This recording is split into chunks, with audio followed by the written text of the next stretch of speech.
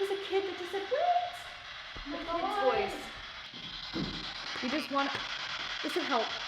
Really? It said help. It said scared. It said scared. What the fuck? That was a scream. No.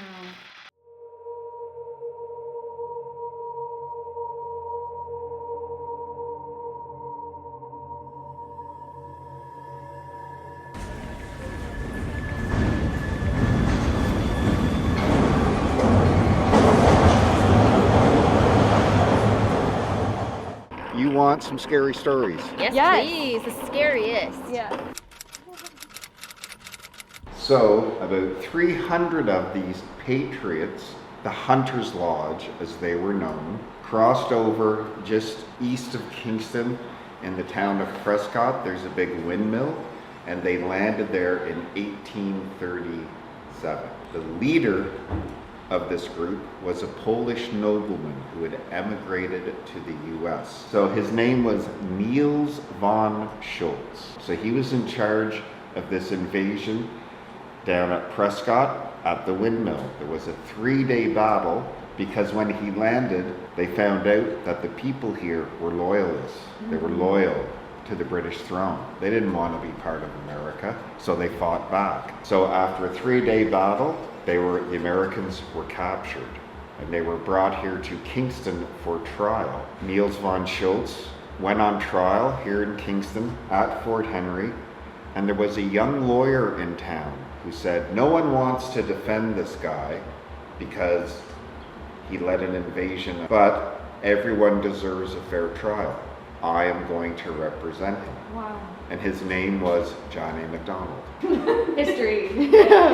History. So they had the trial. During the trial, von Schultz stood up and said, I plead guilty of all charges. Oh, wow.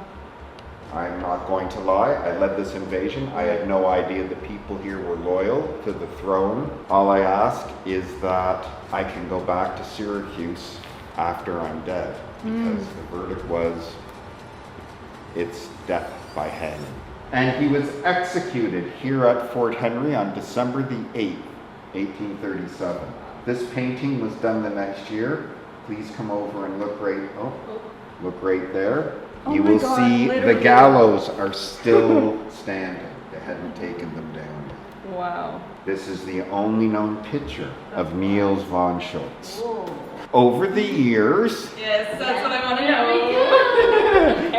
people have seen a strange figure walking around the fort at night, and they believe it is the ghost of Niels von Schultz. Wow. Who haunts the fort to this very day. Von Schultz was kept at the Kingston Penitentiary.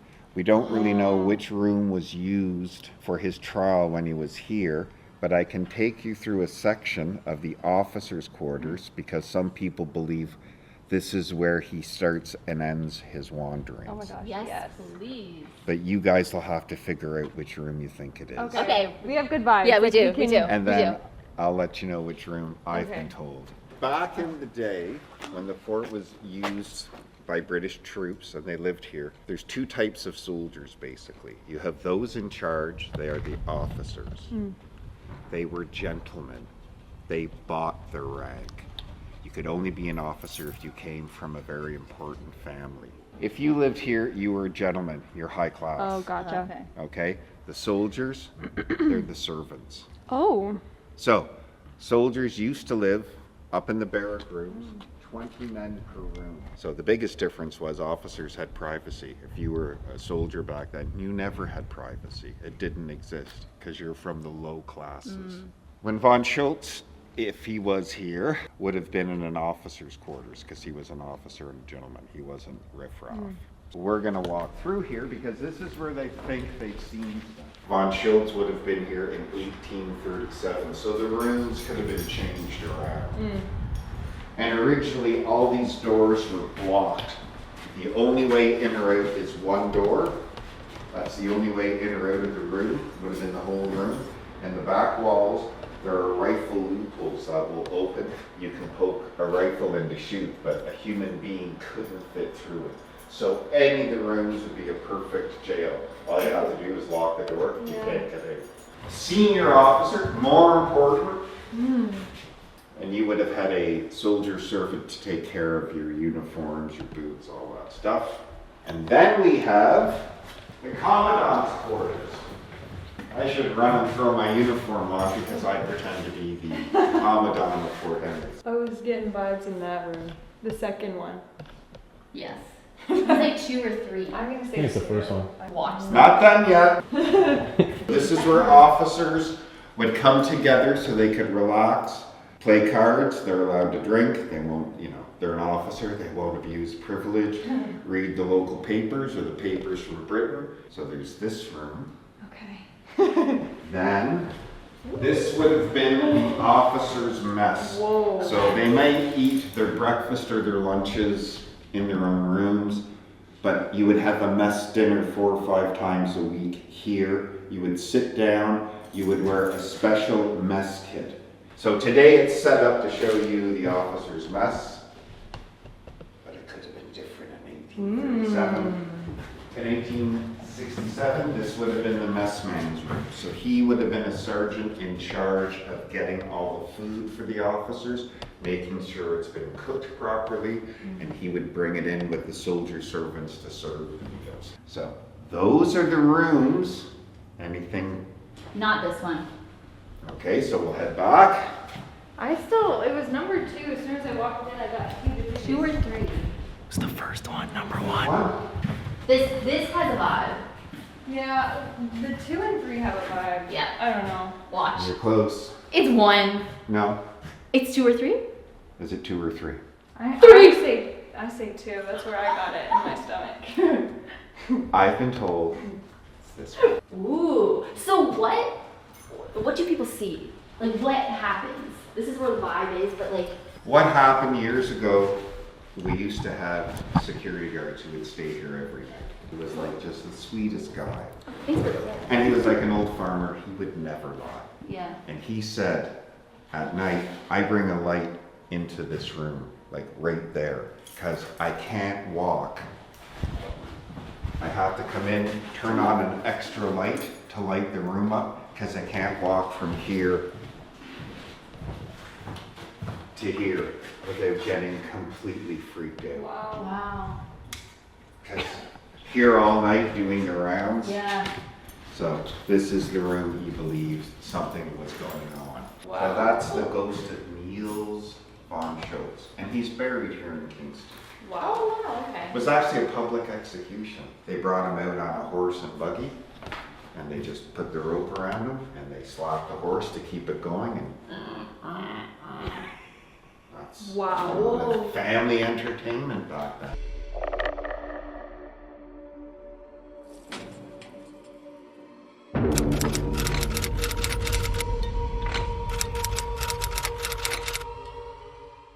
Niels von Schultz. We would love to communicate with you. Are you here with us? We heard you would stay here. This was your home. Yes.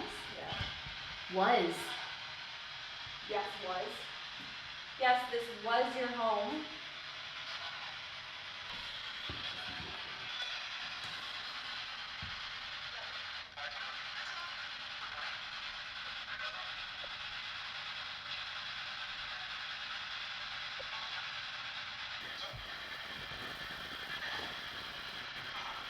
Wow. Wait. I heard wait and then forward or something. Wait for what?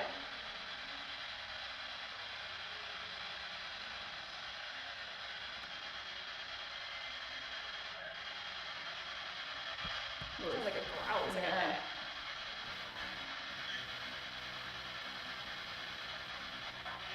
Can you make a sound for us? Can you like walk, bang on the windows?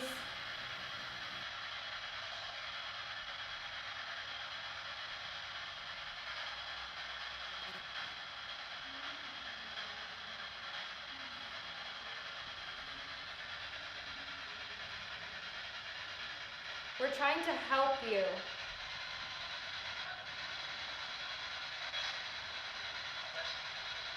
We just want to help.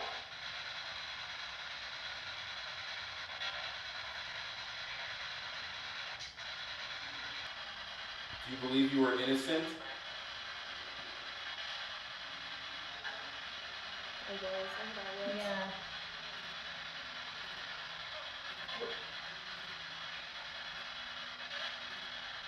Were you innocent?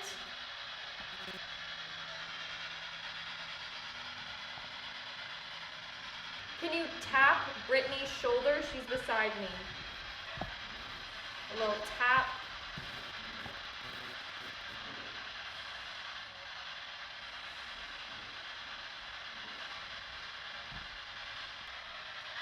Niels von Schultz. Are we speaking to you, or is it someone else?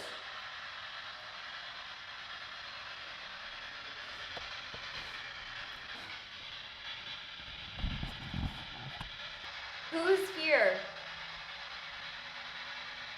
Is it just Niels? I think it's someone else. Yeah, I think so too. Who is it?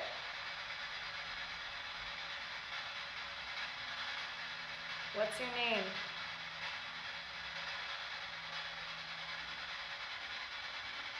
Who are you?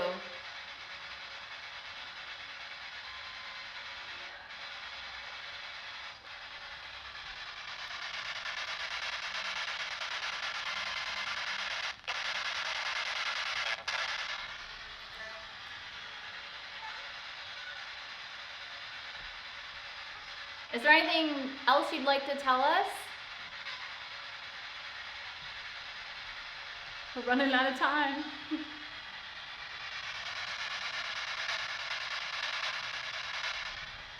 might be your last opportunity for us to help.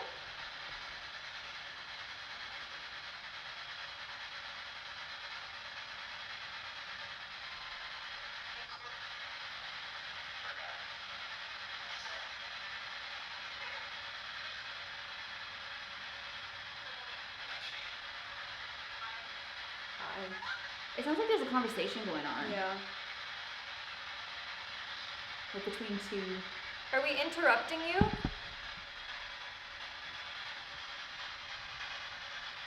Do you want us to go?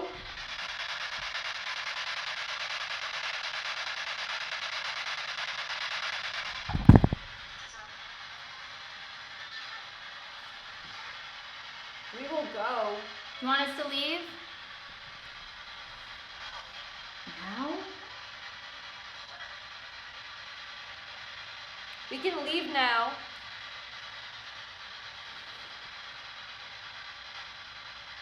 Do you like what they've done to your fort? No. Alice? But you can tell us to leave. Just say leave or go.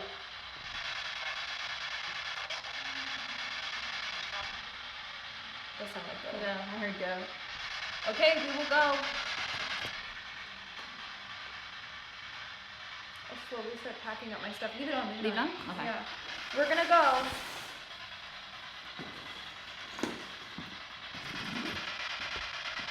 Okay? Bye-bye. I heard bye-bye. Oh my god. Yeah, you heard that too, right? Yeah. I'm just packing up my stuff and then we'll go. Okay? Is that okay?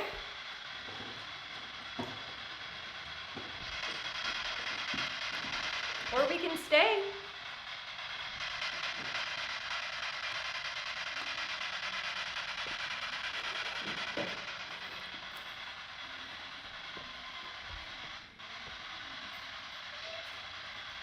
There's a kid that just said, "What?" The kid's voice.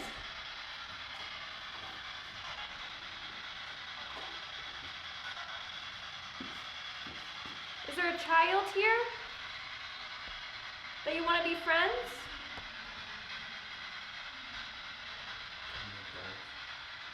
Dolls? Oh. We brought a doll if you want to play with the doll. It's a toy for you. Do you want to play with it?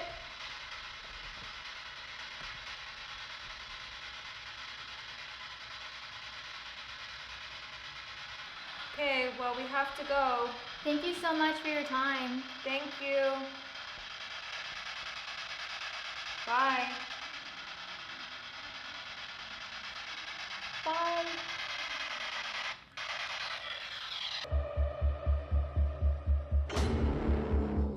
There are 4 Martello towers that are along Kingston. There's the one directly across here. There's one at RMC, which is Fort Frederick. There's Shoal Tower in downtown Kingston. And there's Murney Tower out where today we have the Kingston General Hospital. They have the masons out there building the tower. It's getting late. They all hop into a boat that's going to take them back just past the fort here over to Fort Frederick. It was known as a schooner's jolly boat, designed to hold 12 men. 23 men piled onto it. They wanted to do it in one trip. They started heading back. It was stormy. The boat capsized. Oh my gosh, yeah. 2 managed to swim to shore. 4 managed to hold on to the overturned boat, but the rest drowned. This went from being called Hamilton Cove. It is now known as Dead Man's Bay.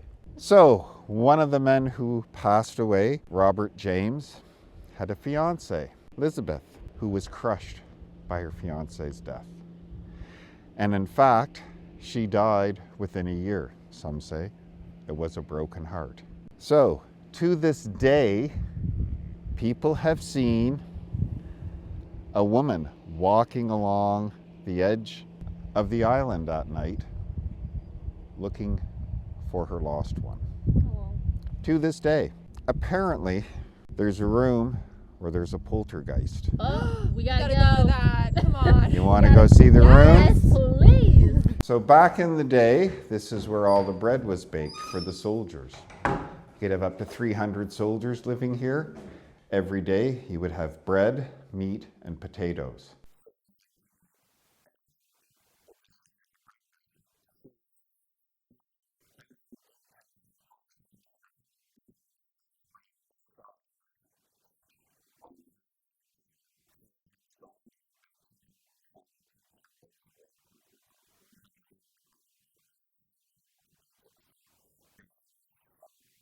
So that's the purpose. You don't cook the meat or potatoes in here.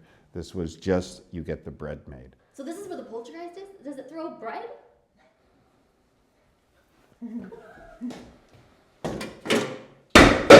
That's what they do. That's what they do. They walk along and they... Has that ever... And the wind couldn't do that.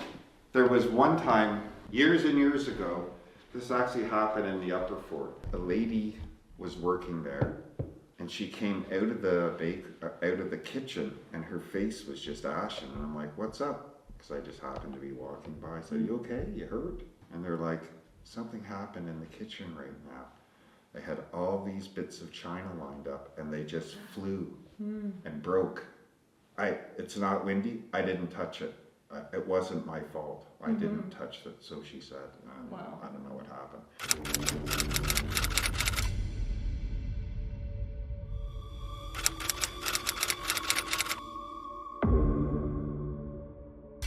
Where did we did and then we started on something, but I don't remember. I guess we just do circles. Temperature change? That only means temperature change.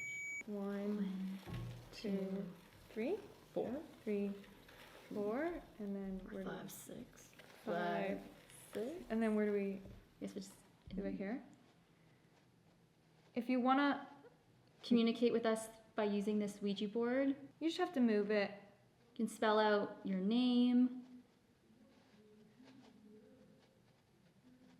the date that you were alive, the date of your death.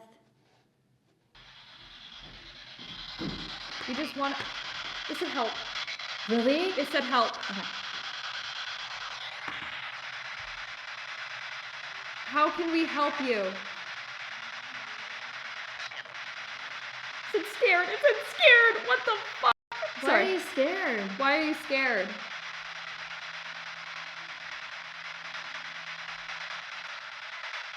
Are you trapped in this room?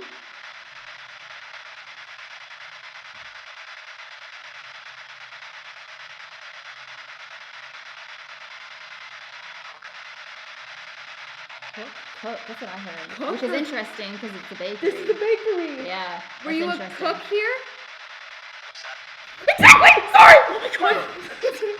Holy I just got chills. Look Oh at my my arms. God. I got goosebumps. Okay, I'm so sorry for taking my hands off this. Are you the one that throws the pans on the floor?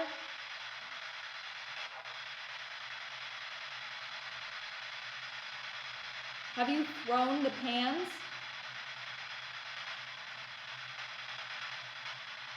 Can you throw a pan at me? I said yes. I know, I heard that too. Was it a whisper? Okay, bring it on. Throw it. I dare you. Throw the pan. We can help you if you throw the pan. Let me know you're here.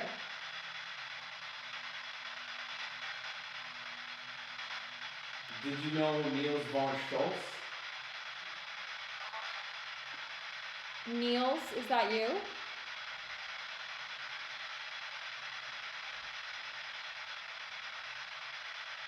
Do you still need help?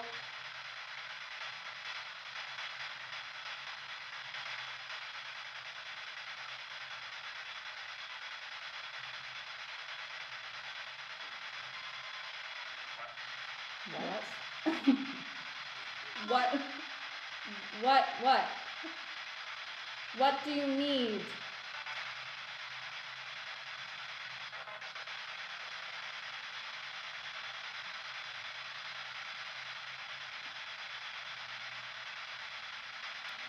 Do you want us to leave? Yes. You heard it? I heard that. Why do you want us to leave? Huh? Can you say it again? Why do you want us to leave?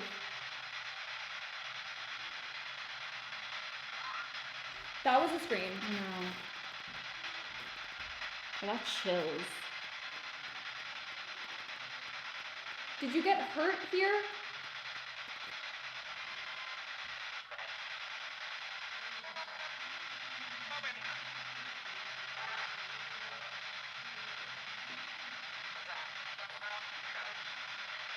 How many are there? There's one. That's what I I heard. heard there's one. There's one. I heard four. I heard. We can leave. Do you want us to go?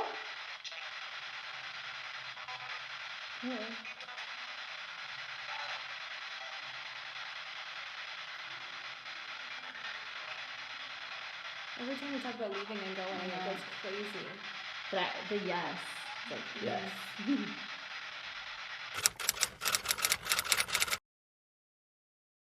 July 29, 1838. There were rebellions in Upper and Lower Canada. Some of the rebels were brought to Kingston because the jails in Toronto were overflowing. They were found guilty of trying to be part of the rebellion, and they were sentenced to go to Van Diemen's Land, the Devil's Land, Tasmania. Well, you'll do hard work until you die. Wow. So, one of the guys was John Montgomery. They were actually in the room next door. This became the jail cell. There were 14 men in here.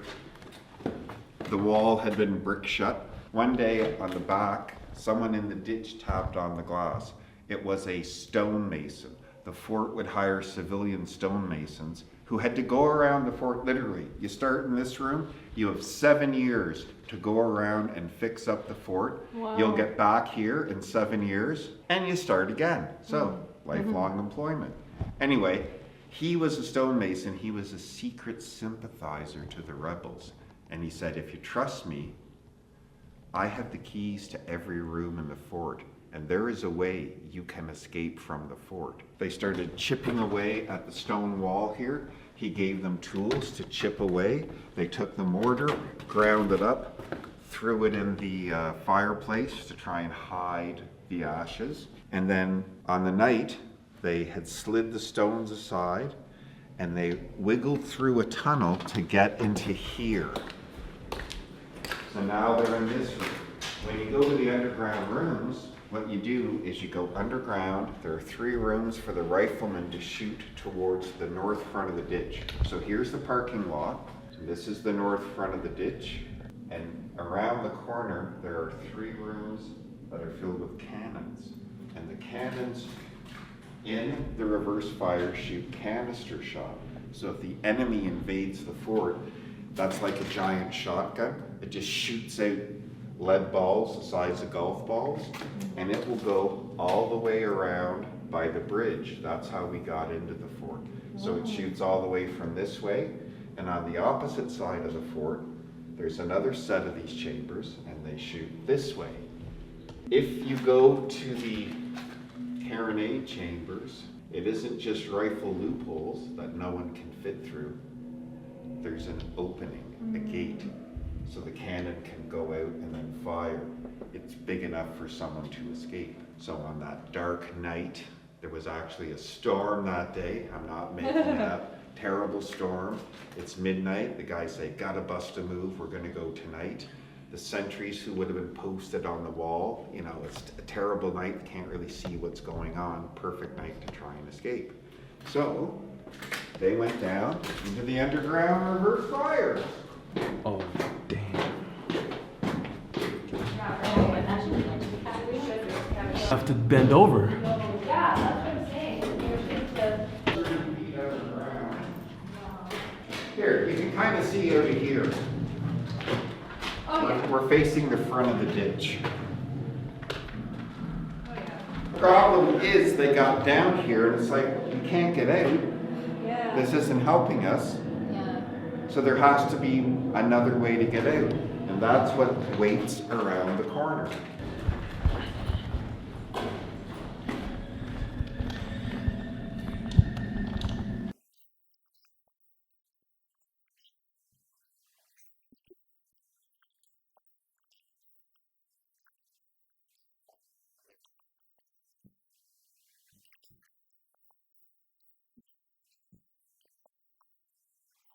So they got to here, and the stonemason had left the gate unlocked. So it's around midnight. They crawled outside and got into the ditch. At that moment, inside the fort, up on the roof, a sentry thought he saw someone coming up the hill on a horse. So they were trained back then. Someone's there, you call out, halt! Who goes there? Well, the prisoners thought he had spotted them. Oh. So they just took off running all the way to the far side, the east side of the fort, where, just as here, there's an extra deep ditch out front to try and stop people from getting in the carronade chambers. Same ditch on the other side. John Montgomery fell in and broke his leg. They managed to haul him out and work down and out the side ditch. So they managed a daring escape. The next morning, soldiers wake up to find that unarmed prisoners have all escaped from the fort, which wasn't going over well with the commandant at the time. So they sent out armed parties to try and find them. John Montgomery was with 2 buddies. He had a broken leg, and they managed to find a boat along the waterfront. They hopped in it, and despite it being a bad storm, they managed to sail all the way to the United States of America, where they're greeted as heroes for escaping from the British. Wow. And so he lived there for many years, and eventually he returned to Ontario, because at his trial, when they said, John Montgomery, you ran a tavern in Toronto, and that is where the rebels met. You're part of the plot. He said at his trial, I just served food and drink. I had nothing to do with it. They didn't believe him.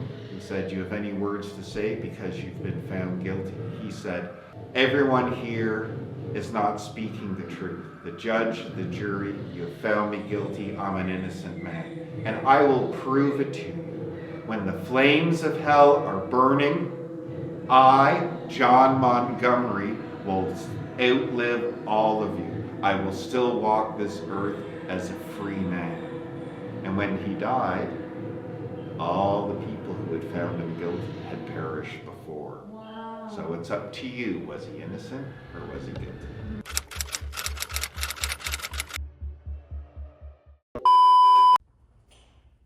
We're open to communication.